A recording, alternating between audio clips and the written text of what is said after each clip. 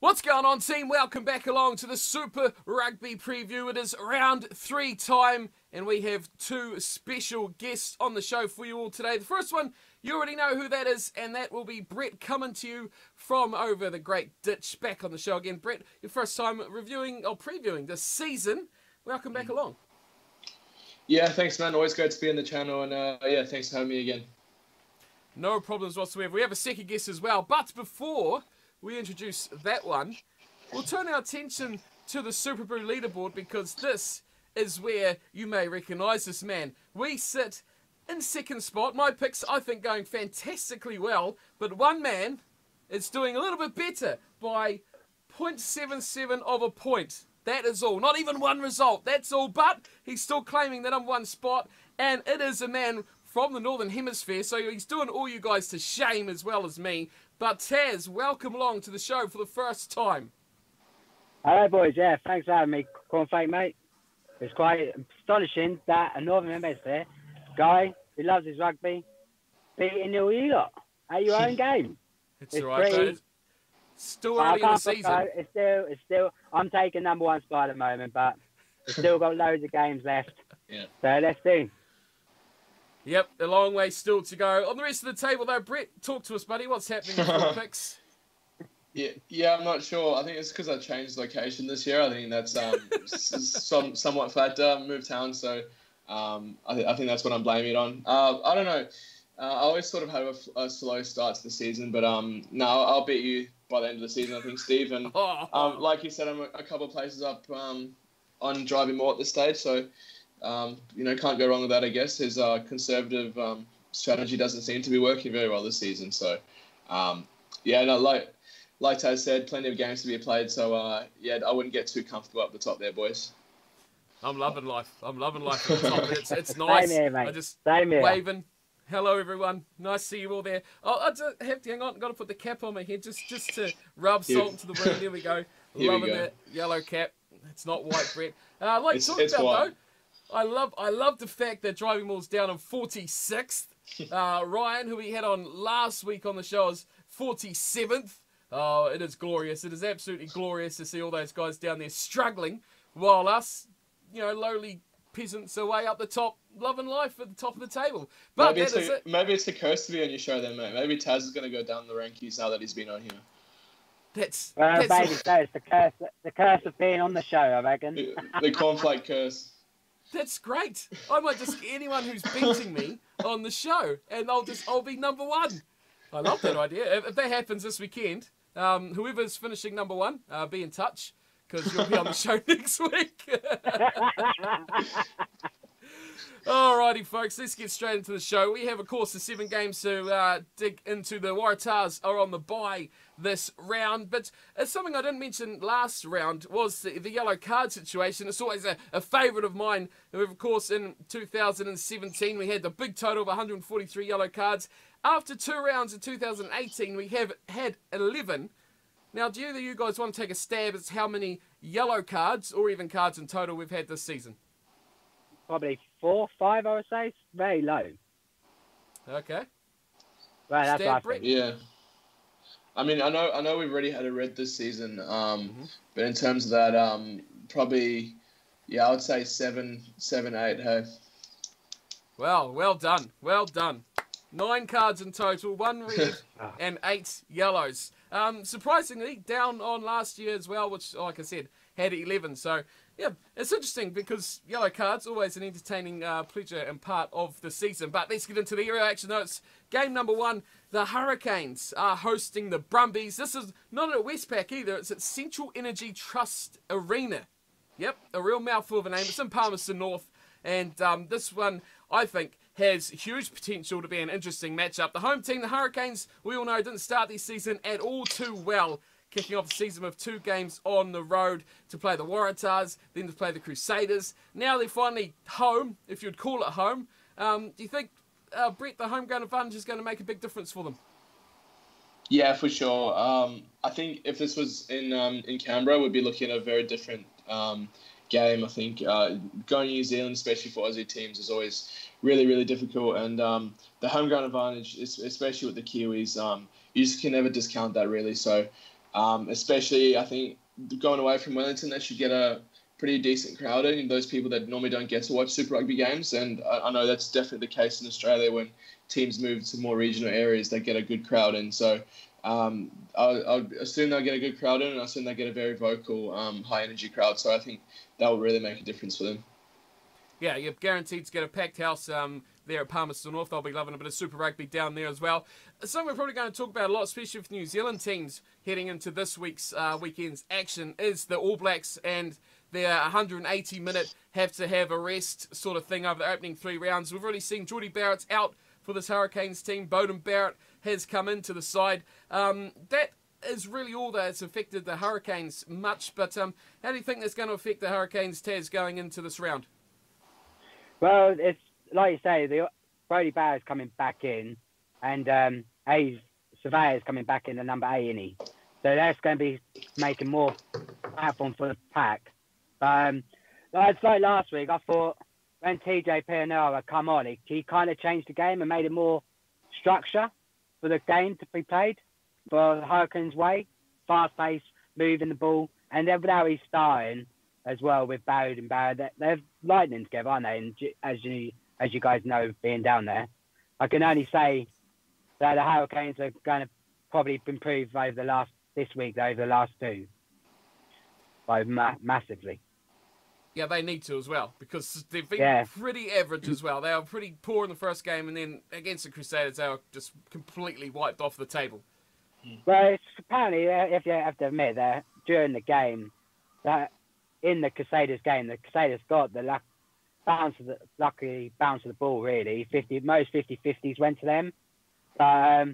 One thing you have to say about the Canes is they never gave up. If you look at the last 20 minutes, they're down and out, and they pushed and got 3 good tries there in the last 20. Or last couple of tries, and they never gave up. So that's a good sign for the coaches to say they got heart to play until the end. And for the Crusaders, you've got to say they can't be too happy because they lost that bonus point as well by conceding those late tries. So it wasn't the greatest finish to that game. They just really went to sleep at their closing stages. Yeah. But they were up against the Brumbies. Now, boy, oh boy, there's a lot you can talk about this Brumbies team. One thing is a fact, though, is that they like to score tries. And they score a lot of tries. And they look good scoring a lot of tries. But they are hitting the road for the first time, which, like we talked about with the Hurricanes, that's going to be a bit of a factor, being that home and away level. But do you think, Taz, that they can keep this level up that we've seen against the Chiefs? Do you think they can keep that level against the Hurricanes this weekend? Yeah, I think, to be honest, I think they can. They've got Pocock coming in at 7. They've named the squad now. I've got it in front of me.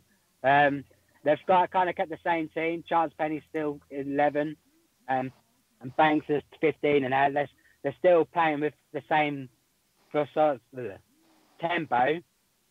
With Pocock coming in, it will make a big difference. I reckon, to be honest, there could be an upset this weekend. Ooh.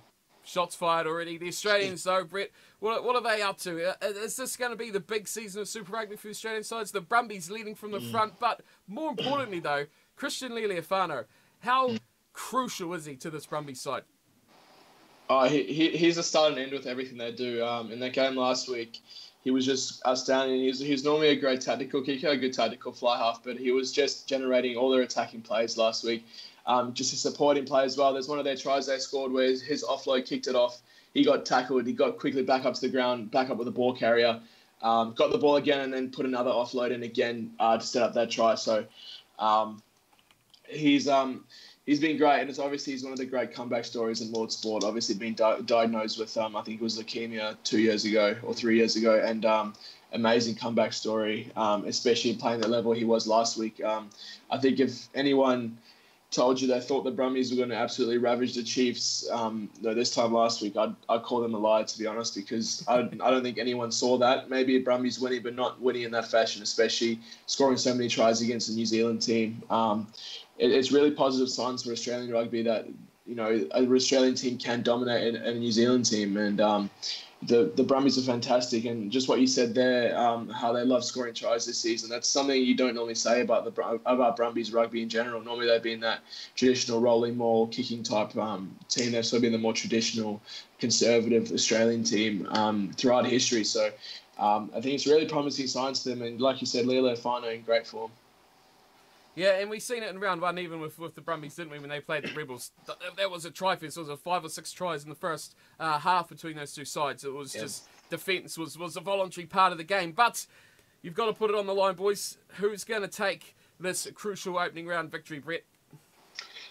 Yeah, look, like I said, if this was in Canberra, it would be a different game, and I think I might even pick a different result. But the fact that it's in New Zealand, the fact that it's somewhere that the Hurricanes don't normally play, and people are going to be really excited about it, they're going to have great support after that loss to the Crusaders as well. I think they're going to want to bounce back pretty quickly. So yeah, I'm going to go the Hurricanes by 7.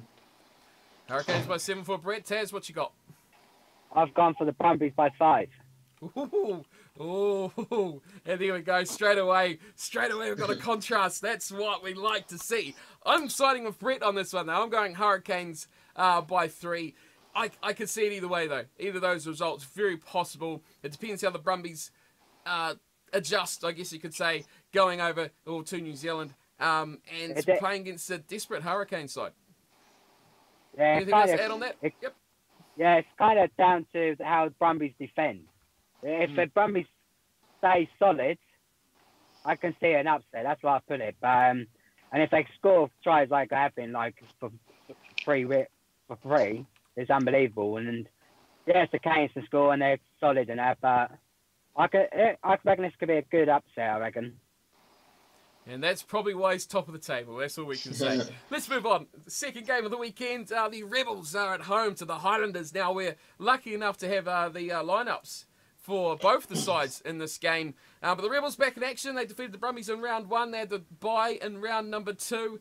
I mean, this game, or this team, I should say, is kind of like that conundrum triangle because they beat the Brumbies, who smashed the Chiefs, that really just about beat the Highlanders by 3, and now we're back to having the final statement between the Rebels and the Highlanders.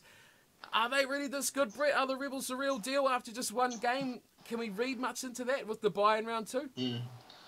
Yeah, look, I mean, they looked good against the Brumbies, didn't they? But we were in a sort of similar situation with this Rebels team, and it's pretty much a very similar Rebels teams with just a few good additions. But this time last year, everyone was singing their praises, saying that they would go far in the competition, possibly even win the competition. They didn't even make the playoffs last year. So I'd take everything the Rebels do at this point with a grain of salt. I think it's going to be a good proving game for them, especially with the weakened Highlanders team.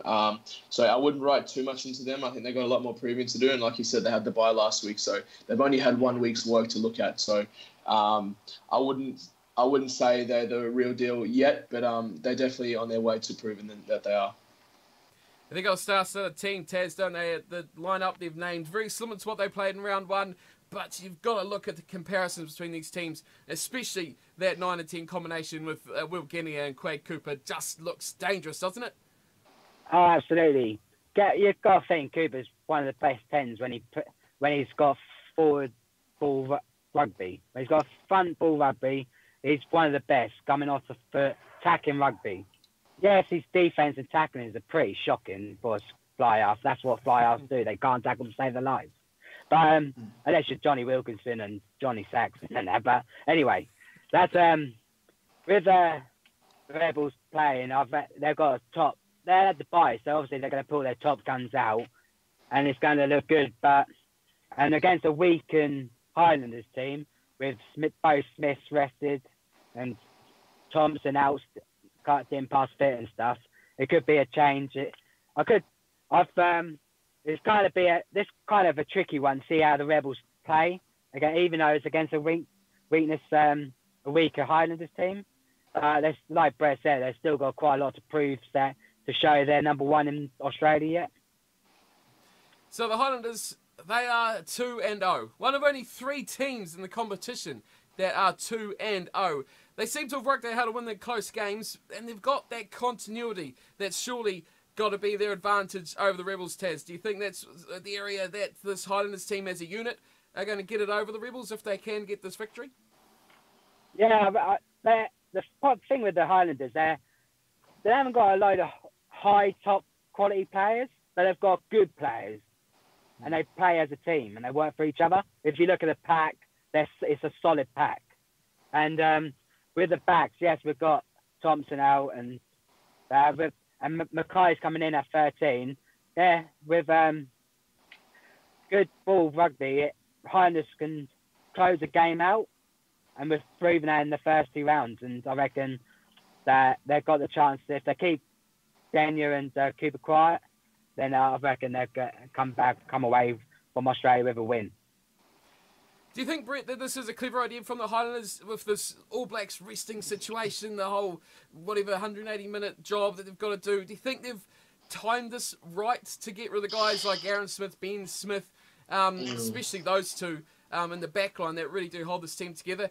Are they throwing this away, or do they think probably that they can get away with this weekend side against the Rebels?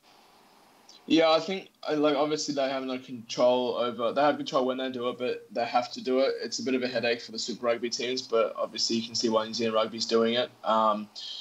In terms of the timing, beginning of the season is pretty crucial, especially being one of the only teams who are undefeated at this point. Maybe the way that they're doing it's not quite right.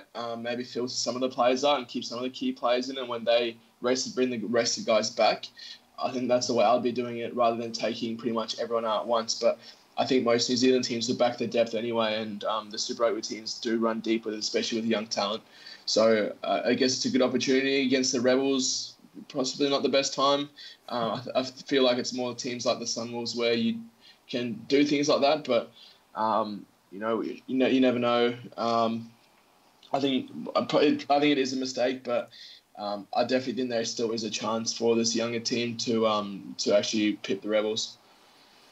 I mean, they haven't had really the greatest opportunities, have they, early on? I mean, they played the Chiefs first up. I mean, that's a derby game. They'd really want to win it. In the Reds, and I think everyone secretly suspected the Reds were going to be somewhat decent this season with what's gone on, even though they missed round 1. Oh, yeah. And then you've got to do it sometime. Then bang, you're at round 3. Crap, we've got to rest these guys. So they kind of... Yeah, at least they've got 2 wins on the board. That's probably what I can say the most thing. They've got 2 victories in the bank already. If they were going into this game 1-1 or worst case scenario 0-2, that could really, really be bad for them. Who are you going for, Brett? You think the home team, or are you going for the away trip? Well, I mean, before you started recording, we had a big conversation about this. I actually just changed my pick thanks to you, but whether I love you or hate you after that remains to be seen. Originally, I did go with the Highlanders, but after I saw their team, after you pointed out their team to me, I changed the Rebels. So right now I'm going Rebels by 8. Taz, how are you swinging? I'm staying with the Highlanders to be 3-0 with a solid platform and defence, I reckon, and they know how to close the game down. The main point is, how is Gratland going to play at 10? His first debut for the Highlanders now. But I reckon I'll put it down, Highlanders win by 4. Yeah, that's an interesting point to bring up too, because Ioane played most of pre-season at 10, Gatland played a little bit, and of course Ioane's played all the time there in the first couple of rounds as well, so big pressure coming straight on Gatland to start this game. But I mean, he's Super Rugby experience, he's been around for a few seasons now, so big pressure on him to do it. Very similar story to Brett. When I did this a couple of days ago before the team's been announced, I was just swaying towards the Highlanders, but that team looks like it's going to be a bit too inexperienced for me. And that Rebels side, if they get a bit of a run on, I think they could be taking victory their way. So I'm going Rebels by 2. I think it's going to be close. It's going to be very tight, as every Highlanders game has been so far. So again, we're nicely split. One way for the Rebels, and Brett going with the Highlanders. Let's go on to game number 3. This one you should probably agree on, I think, to say. Chiefs versus the Sunwolves, Waikato Stadium. I mean, this Chiefs side, they really need something back on their side, don't they, Brett? Yeah, the Chiefs had a really disappointing start this year, haven't they? Especially last week to be completely dismantled by an Australia team, which has been the weaker conference over the last few years. Obviously, this year might be different, but disappointing. The defence was sort of non-existent against the Brumbies last week. Brumbies were scoring tries at will, huge margin, and obviously signing up 0-2 is not something any team wants. So I think they've definitely got a lot to prove this week against the Sunwolves. Yeah, and the Sunwolves, surely, Taz, you've got to say, they're the tonic that this Chiefs side needs. Injury-stricken, form-stricken, everything going against them, that's really uncontrollable. Is this the perfect time for them to be facing a team like the Sunwolves? Especially for they're coming back from coming over the ditch, you know. They're very happy to be back at home. because especially Sunwolves. But you have to admit, the Sunwolves have been playing good rugby. They just can't finish games. So, yeah, I have to agree. Chiefs couldn't be more happy to have played the Sunwolves at home after the abysmal result last week. The Sunwolves, though, they're jumping on a plane and they're coming, obviously, to New Zealand. But how much would have it changed for them, Brett, if they got that big victory against the Waratahs last week? Do you think they're going here probably a bit of a regret, filled with disappointment?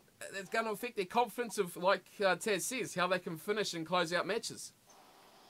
Yeah, I mean, it would have been huge for them if they beat the Tars last week. I mean, they were only a point away from it, so they were definitely right there, and it was a really good game. That result could go either way. It could either obviously disappoint them, and they could be playing with low energy, or it could energize them and sort of show them that they can play with the big boys and they can compete. And they, like Ty said, just work on those closing few minutes of game. Because if they had worked that better last week, they would have been winners over the Tars. So I think it could energise them. I think obviously if they'd been flogged by the Tars, it would have been a lot different. But they competed with them. They just lacked the experience, that finesse that established Super Rugby teams have. So I definitely think it could energise them this week. What have you made of these Sunwolves? Of course, without their international players, the Japanese players not available till about round 5, if my memory serves me correctly. Big improvement from round 1 to round 2. Now going on tour, though, are they going to still be up at that level that they can challenge these sides outside of Japan and Singapore, for that matter? It depends how the flight goes, to be honest, and how they travel in it. Like last year, they travelled absolutely shocking, and it depends how well their players get over jet lag.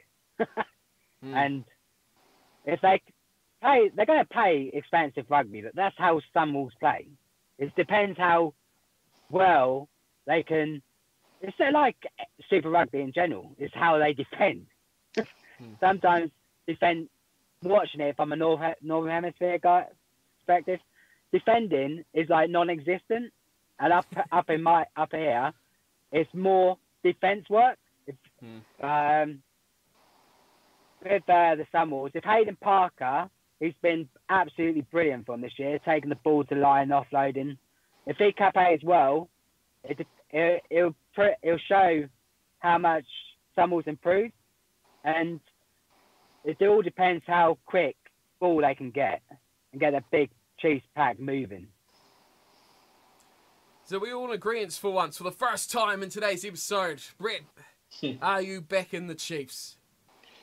I mean, I think for the Chiefs, they have to beat the Sunwolves convincingly. I think if they can't beat them convincingly, those alarm bells will start ringing in Waikato, I think. So I think they should beat them by a lot. They need to beat them by a fair bit. So right now I've got the Chiefs by 14. It'll be alarm bells ringing and not cowbells ringing in the province of Waikato. Taz, what about you? Are we agreeing? Are we finally going to be in agreement? Yeah, I'm agreeing. The Chiefs will win, but not by a big margin. I only reckon it'd be by 6. By 6? Interesting. I'm going pretty much right just about in the middle between the two of you. I've got the Chiefs by 11 to win over the old Sunwolves, but I do hope we see some exciting rugby from them like we have in round number 2. Moving on back to Suncorp, back to Australia. The Reds are up against the Crusaders. Boy, these Reds, Brett, how good were they in round 2? In their opening game, surprise, do you think, or many expecting this to happen? No, I wasn't surprised at all. Coming from previewing the games with you last year, obviously I'm a huge fan of Thornball. I respect what Brad Thorne's doing. He's got a lot better. His back's a lot better this year, which is what I saw in the game versus Highlanders last year. Obviously, his game is still centered around that strong pack of forward he's got down there, that really young pack of forwards. That his front row is just completely stacked, and he builds everything he does from there. Obviously, typical Brad Thorne fashion. Even as a player, he was like that. So I respect what he does. He's going against the grain with what teams are doing now, with building everything from the forward pack, and obviously the backs, that takes a lot of pressure off the backs as well, and it gives them more space to work with. So I definitely expect the Reds to be better this year, and I think they're definitely in contention for being the top team in Australia this year, I think. The way they play, though, I think, is what really concerns me the most about this Reds team. Taz, the tactical way they played in their first game against the Highlanders, their kicking. Do you think they can get away, or do you think they need to adjust the way they play their kicking style of game? Because the Crusaders are a team that will absolutely destroy on a higher level than the Highlanders if you just give them gifts of kicks like they did in round 2. Yeah, the Reds were kind of lucky against the Highlanders with their kicking game, if you think about it. But if you're going to kick into space, make sure it's a good kick. If you're going to kick it to any of the back three of the Crusaders, any of them, they're going to punish you. And fortunately, that Canes found out last week. If they're going to kick it, they've got to make sure they need to be 100% certain they want to kick it away. And it's kind of it's a good tactical game, the kicking game, but you've got to make sure it's 100% right. Yeah, and this is going to be the ultimate test, the ultimate boil up for the Reds against the team like the Crusaders, who just keep rolling out these big names, and half of them still haven't even played yet. And they're still rolling out a team that is at such a high quality standard. I mean, they resisted what the Blues threw at them, which was pretty impressive. Then they just absolutely decimated the Hurricanes. I mean, we could probably talk about the team they're playing against, Brett, but really these Crusaders just adapt and roll over anyone that's thrown at them at the way they're going, won't they? Yeah, pretty much. That's sort of the team that they become over the last few years. I mean, they're the back-to-back champions.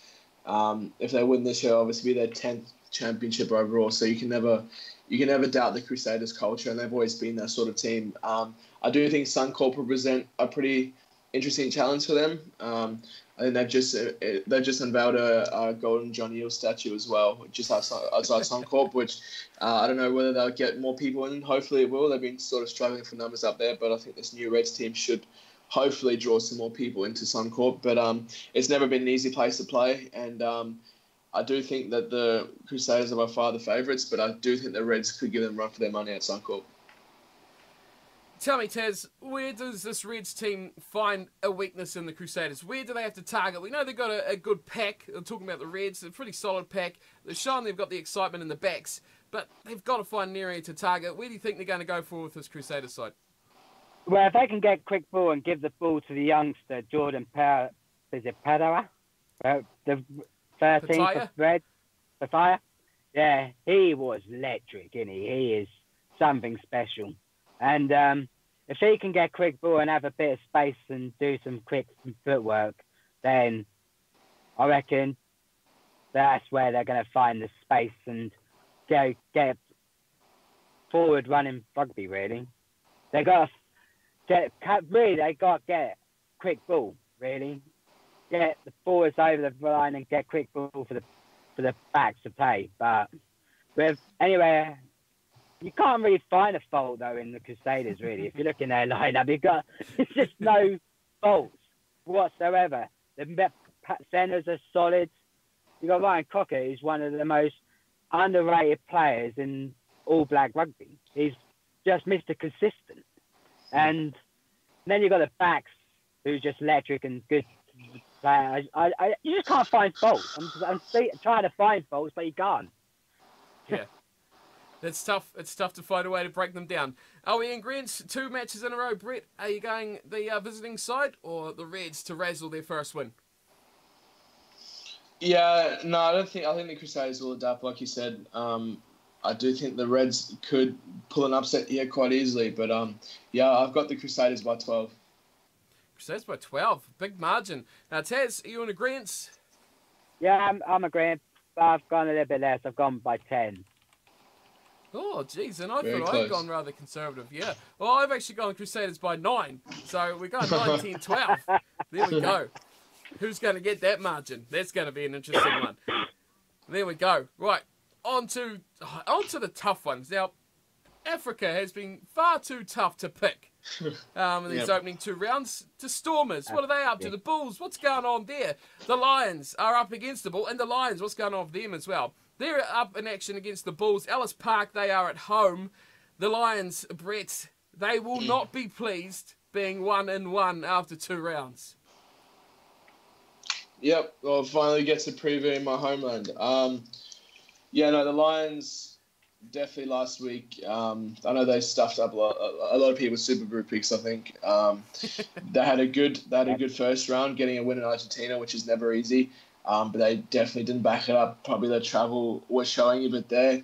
Not an easy task playing a game in Argentina, then coming straight back to South Africa, playing Cape Town the next week. And I know the Stormers had a really good atmosphere going there last week, and I think that showed in the Stormers' performance. The Lions were just outplayed by the Stormers, who should be one of the weaker teams in South Africa this year. So, Lions fans, and I think the Lions team in general, very, very disappointed after last week. I think the Lions, Taz, if you look at the side and the way they played, especially in the last round, discipline, an area that they've really got to work on, I think. In that whole match, if you count 80 minutes and not the 85 that they actually played, all the points scored by the Stormers were penalties. Do they have to really look at their discipline, especially in kickable areas? Oh, absolutely. They're leading the penalty count in the Super Rugby by a good margin. I think it's 28, 29 penalties they conceded already. And that is a lot of penalties just for 2 games. And they're missing their captain now for 2 months, and he's Whiteley's out. But they should have the depth and strength to come back. But they're playing the Bulls, who are a very good team, aren't they? So it's going to be tough, really. The Lions need to wake up if they're going to be getting back to be number 1 in South Africa. There's some teams pushing up and saying, we're coming to get you. They need to play a lot better.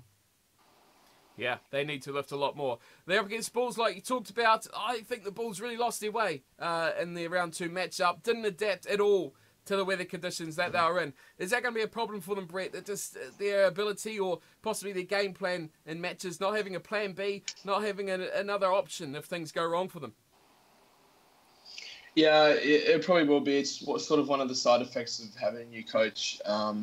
Obviously, the coach is working to establish his main game plan, and that doesn't always leave time to leave space for another one. So I think that's just part of switching coaches, especially frequently like the Bulls have the last few years. So, I think Human's proved me wrong, especially in that game against the Stormers. I didn't really think that the Bulls would in Argentina, and they didn't. So I think that travel is going to really affect them this coming game as well.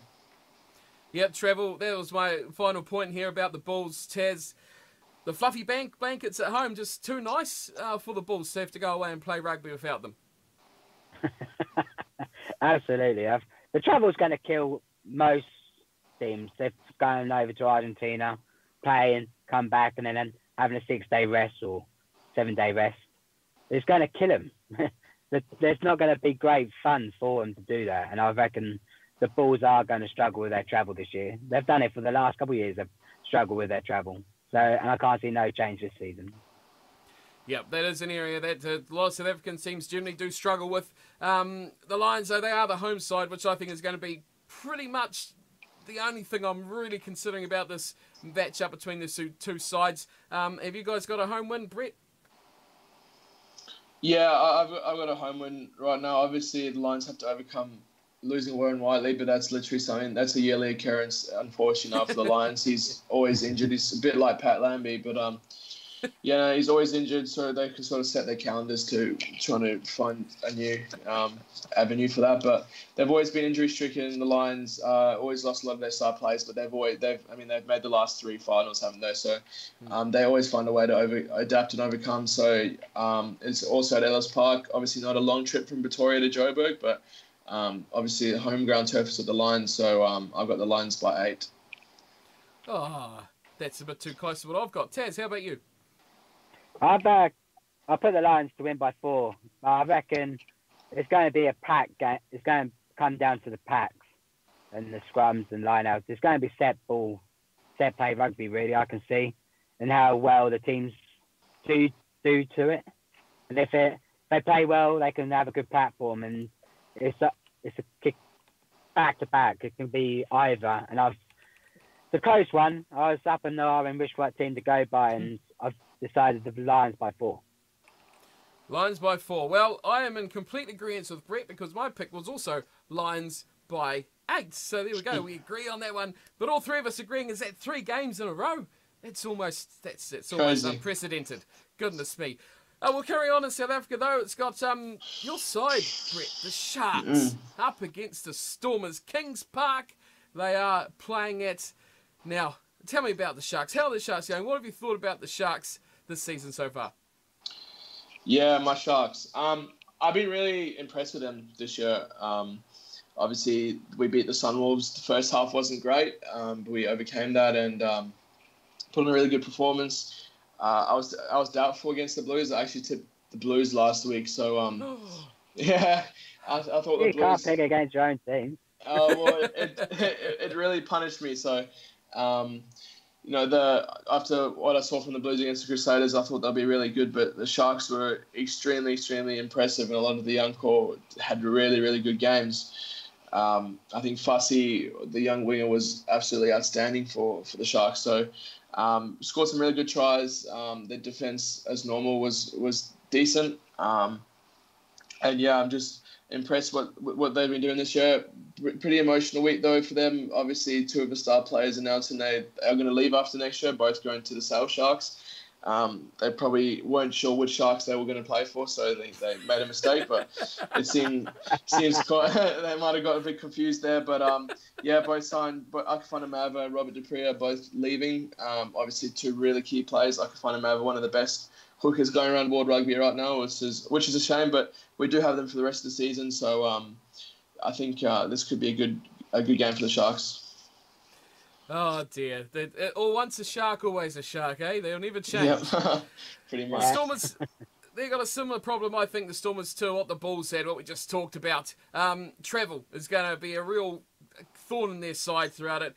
But what I want to know, Taz, are these Stormers going to be good enough to really challenge these Sharks? They've been up against Sunwolves, and they were abysmal in their first match. Then the Blues, you can equally say after round 1, the Blues were nothing like they were in that opening game versus the Crusaders. So have the Sharks really been tested, and do the Stormers have what it takes to actually push them to be as good as they can be? To put it bluntly, no. No, they're not. They're they showed courage, the Stormers did last week, to come back and win in the 85th minute. But that was down to the Lions' discipline, if you think about it. And it's kind of strange because I was watching the game and the second half it kind of changed. As soon as they took off the Marvel tops and put it on their normal jerseys, they kind of went, "Oh, we can play rugby now." And I thought, "What the hell?" But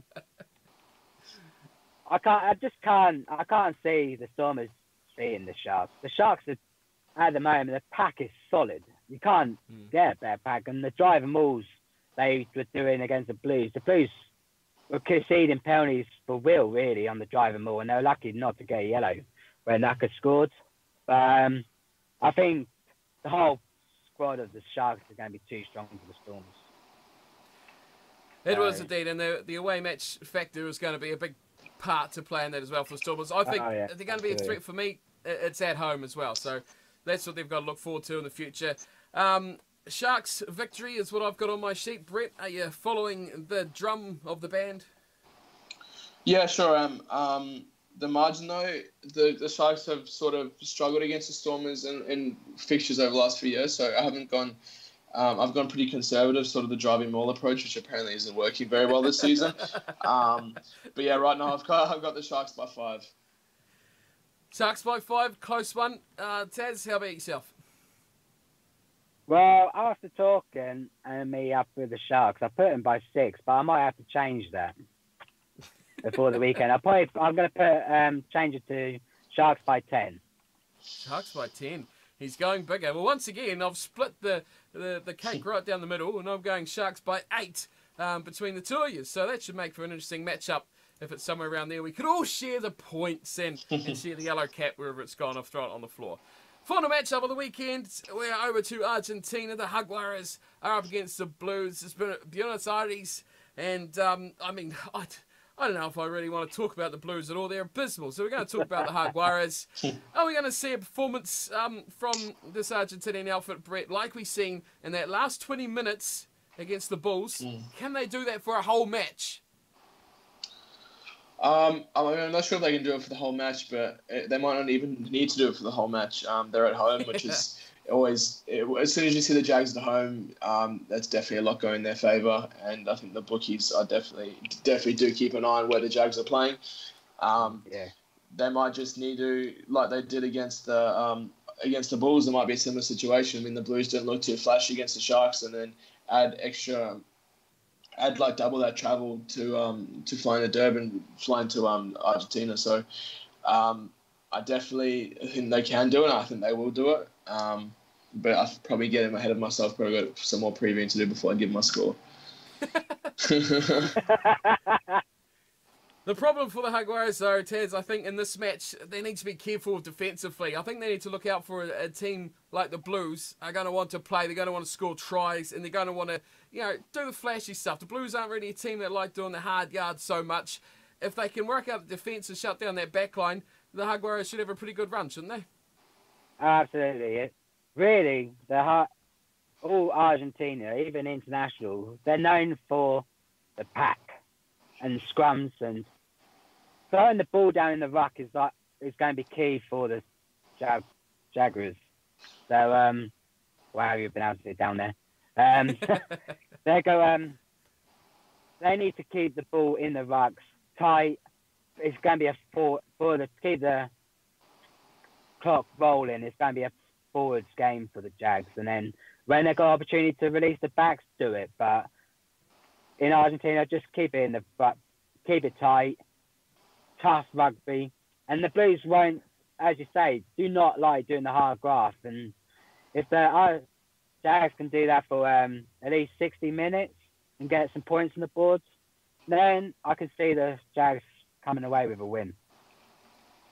Yeah, the Blues haven't been too flashy in their opening couple of games, have they? They kicked off with a hiss and a roar. That was all nice against Crusaders, but that's a far distant memory now. It's like you don't even remember what happened in that round one matchup. You're only as good as your last match, which was terrible. Terrible on the road, and if anything, for this Blues side, Brett, they need a good start. Yeah, they do. They need to come out the gates blitzing, don't they? Put as many points on the board as they can, because the Jaguares will come and they'll come in force. And so, yeah, it's pretty much just staying ahead of them, really. You see, it's all down to the pronunciation, Taz. Everyone here in New Zealand, the first year that the Jaguares were in the competition, we all got abused for calling them the Jaguars. Not allowed to call them the Jaguars. You gotta get the spit in the back of your voice, and you go Jaguares, and get that Spanish out there. Yeah, you see. Okay. See, you Northerners, you'll be under pressure soon to go the Jaguares as well. But you can call them what you like. You can call them what you like. What do you make of this Blues side? Do you think travelling away, is there any shade of that round one team left in that side, or is it all curtains for them from here on in? Well, no. They've been shocking this season. Yes, they were lucky against Crusaders, but the Crusaders didn't really play their best. And I was really surprised that Manu, what's the guy? I've got it in his head, who was left out of the 23 against the Sharks. Nonu. Nonu, that's it. Yeah. I'm really surprised he was left out against the Sharks. I'm not sure if he will travel to Argentina. I'd be surprised if he isn't after the way they played. But, yeah, I can't see the Blues. They're from travelling to playing home and then going to South Africa and then a long trip to Argentina. I just can't see it happening. So, and the travel's going to affect them big time. Yeah, tough road for the Blues to travel. I'm going for a home team victory. Brett, what you got? Yeah, same here. I got the Jags by 5. Jesus, did you read my sheet before we started this or something? Goodness me. So. Taz, tell me you got something different. I'm never going to go to the Blues on this game. Yeah, you're dreaming. Cornflake. I've gone the Jaguares as you pronounce it down there. As Well by done. Got them by 8. Well, I got the same as Brett. I'm going the Jaguares by 5 as well. And hopefully we'll get our first complete bonus point for the round. For me, of course, Taz, you're out of luck because you went against us at the start there. So it's all bad news for you, I'm afraid, in the predicted SuperBru round 3 leaderboard. But you wait. If Brumbies win, I'll be sending a message to both of you saying I told you so. We'll just have to remember to block him before that 80th minute. Oh dear, but that is us. We are done for round 3. Great little preview, guys. Thanks very much for joining us. Brett, if people want to abuse you for your not picking the Brumbies, where can they get a hold of you? Yeah, just on Twitter, Brett Hartley 390. I look forward to your abuse. Hey, I'll tell you what, you copped a little bit for the Jaguares as well. The Jaguares fans weren't too happy that you weren't counting them a lot better than they were. So, hey, just wait to the end of the season, and just like last year with the Bulls, you can slap it back in their face as well. Did I really? I didn't even see that. It was a little bit. But we'll see how they go first, you know. Who laughs longest. I was right about the Bulls last year, wasn't I? So Exactly. Can't argue with that. Taz, if anyone wants to abuse you about not picking, who is it, the Hurricanes, where can they get hold of you? I think, I don't even know my Twitter's account. I think it's Scrap 1987, but I'm not 100% sure on that one. It'll be under your name. So, yeah, I think it's Scrap 1987, but you might have to check that, Steve-O. I'll put it right under your name throughout the whole show, so everyone will know that where to send the abuse at the end of the show and they don't agree with you. That is us done for this preview. Thank you all for joining in. Leave your thoughts in the comments below, as always, if you don't agree with these chaps. Thank you big to these guys for showing up and for doing the show. And we'll be again next week for round 4. And who will have then? You know as much as me. Take care.